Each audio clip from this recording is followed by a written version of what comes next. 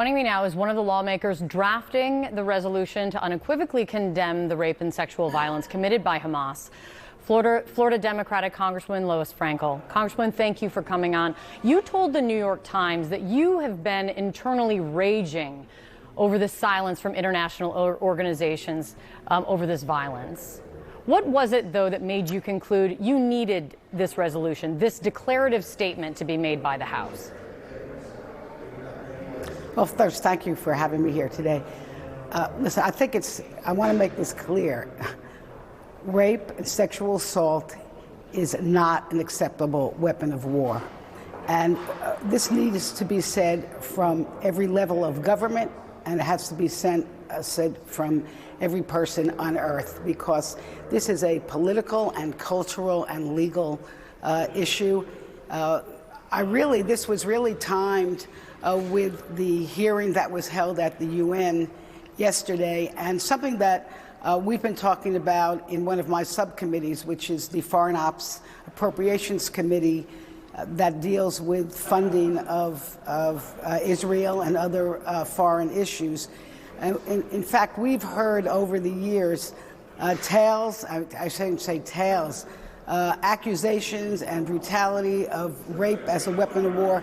Now we hear it about Hamas, but we've heard it about Ukraine, we've heard it about Afghanistan, Haiti. It's unacceptable wherever it is.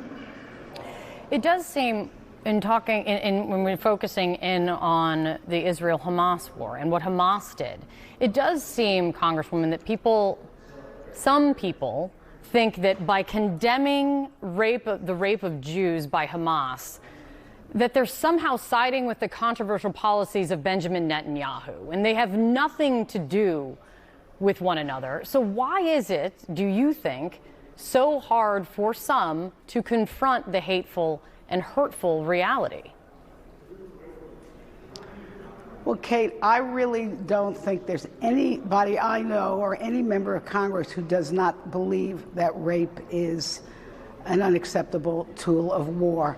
Whether people are unartful in their discussion of this, that's their problem. But I can tell you this, I believe this is going to be a bipartisan resolution, and I believe it will have overwhelming support. As it should. Pramila Jayapal, how she answered the questions by my colleague Dana Bash on Sunday on this, did that play any part in your push to draft this resolution? Well, this really has been in the works since, as I said, it's been in the works for many months when we started hearing the stories from the women in Ukraine. And then, of course, again, this now with Hamas and its atrocities. And I try not to have my actions here be dictated by inartful comments by other members. This is a much more serious issue than one member, and it has to be said by all. Rape and sexual assault as a tool of war, as a weapon of war, is not acceptable. It needs to be criminalized in every country, in every territory, and it has to be prosecuted as a crime. I mean, if one of our soldiers, an American soldier, or even an Israeli soldier, used rape as a tool of war, they would be prosecuted in their own country. And it has to be, as I said, legally, politically, and culturally unacceptable. And I'd like to see everybody at all these rallies around the world. I have no problem with people being sympathetic, and I'm sympathetic to the inhumanity and the need for humanitarian support both in Israel and in Gaza. But everybody should be saying, enough is enough.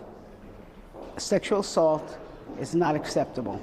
But in your core, in your gut, it's not hard for you to say this very eloquently and very clearly. Why is it for others? Now you're asking me to be a psychiatrist or a psychologist. Or, you know what?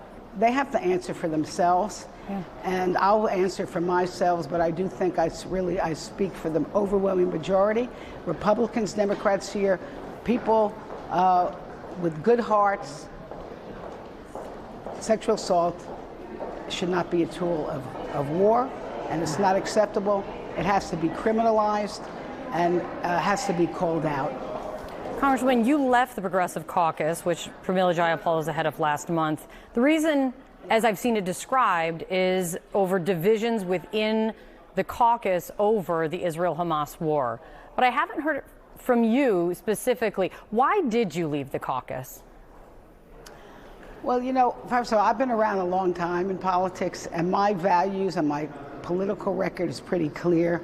I chair the Women's Caucus. It's a very, it has all the women of the Democrats in it. It's very diverse in terms of the political spectrum of the Democrats. I consider myself, I am a mainstream Democrat. I'm a strong Democrat, and I like being a free agent and really not have to be accountable for one caucus or another's position.